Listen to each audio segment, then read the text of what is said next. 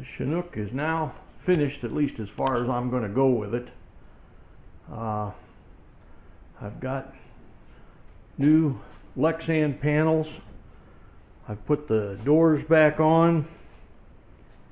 The landing gear is fixed. There's slight modification to it in that these axles are kind of tilted down a little bit.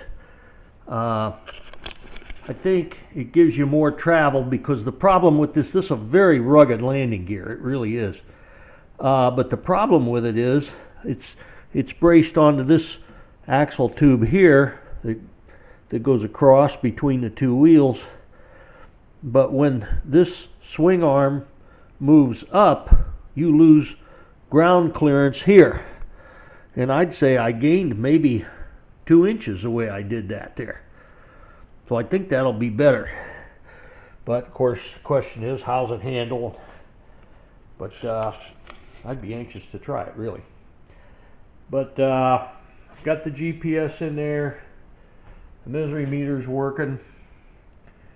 All the instruments are in. And clean it up. This is a bag here where I put sectional maps, extra GPS, whatever you want, some tools. I carry tools, spare spark plugs, things like that. Well, I think I've already explained about the vents, how they work. You got vents in the front and the rear. This back here, this is a panel that has to go on. I've marked it now right and left so that nobody gets mixed up, but it goes on there with wires that go in and, interlace in these things. But you can't put it on yet, because right here there's a bracket where the rear strut goes on. You got that on each side. So there's no sense putting these things on until the struts are in there. I think I explained everything about it in here. Don't know what else to... one guy did ask. I told you about this thing. This is... I put a hose on here and tuck it up into the wing, and you can pull it out of there and use it for a drain, which I put down in here and put it through the door, and then put a gas can right down here on the floor to drain the fuel out of the tanks if I want to do that. But somebody did ask about these. This is, it looks like just an aluminum square, but what it is it's a trunk light out of a Ford. I put these on here so they Velcro on. You can see here the Velcro's off of it right now. I'm gonna put new pieces of Velcro on, but this Velcros to the fuel tank and lights up. There's a sight tube on the fuel tank, so I can look up and see how much fuel is in those wing tanks. And this lights it up. You can see it in there pretty good without it, but in the evenings you might need some light up in there. These lights come on whenever I turn on the heater down there. So I don't leave them on all the time. It's just that heater switch. I did that. It has nothing to do with the heater, but I did that because I didn't want to put another switch in there. So whenever you turn on the heater fans, that light will come on, and you can see how much fuel you got in the evening. That's the purpose of that. Let's see, what else can I tell you? Okay, I'll take you around on this side. I think I already made mention of this, but this piece of tape on here, this is a panel that can be removed, but there's a piece of tape down here at the bottom.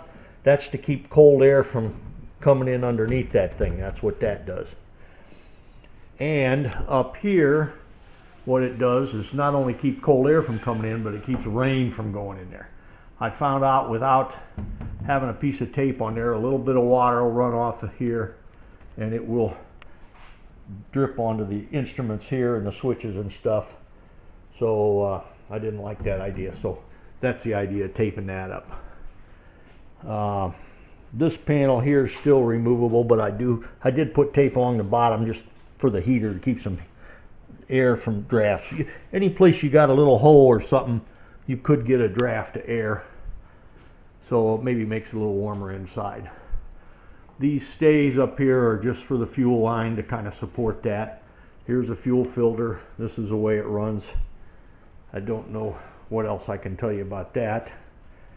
Again, another panel here with this is for the left side, and this shiny side goes out because this is kind of shiny here. This is just Rust-Oleum paint on here, but right here is another one of those brackets for putting on the rear struts, go through there, and of course your front struts go on right here. So I think I'm pretty much done with it. The total amount of time it took, I figure I've got 22.5 hours in it, and I'm now going to move that and put it in a different garage until I have time to take it down to the hangar, which is where I'll probably store it for the winter. I'll cover it with plastic, like a drop cloth or something, because I really rather doubt anybody's going to be interested in this in the middle of winter. This is something that they're going to be interested in the spring.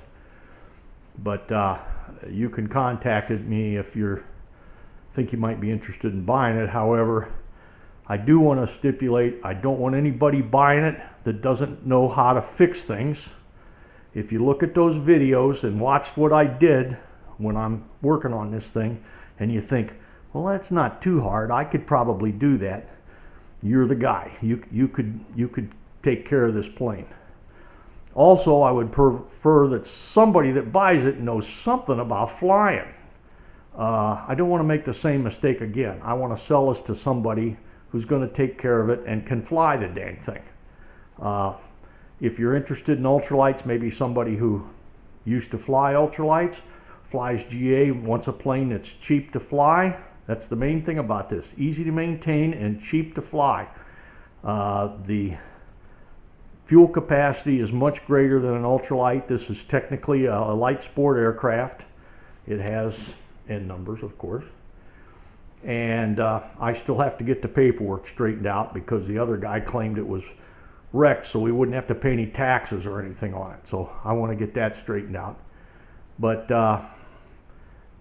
before I can sell it, I'll get the paperwork straight, and I can give them an annual inspection sheet. So it'll have a fresh annual, and you don't have to worry about nothing for a year anyways. But in theory, you're supposed to take this to an A&P mechanic to have it looked at every year to make sure it's not got anything drastically wrong with it, I guess.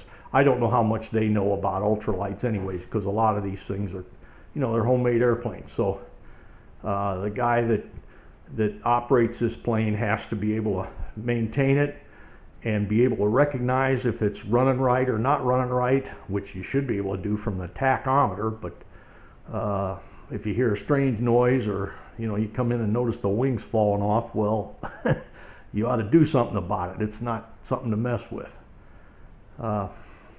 Anyways, this is going to be the last I'm going to talk about this part of it anyways. But like I say, just somebody with some experience has got to get this thing. I don't want to sell this to somebody that really doesn't understand how to work on it, or want to work on it, or fix anything on it, and just thinks, well, I'm going to go for riding this. It's like a car. You can't take this to a dealer to get it fixed.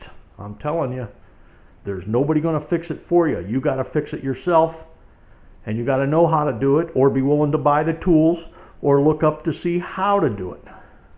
So these videos I made, the purpose of them is to try to tell you what it takes to maintain this thing, how you have to go about thinking about things and say, well, what can I do to fix this?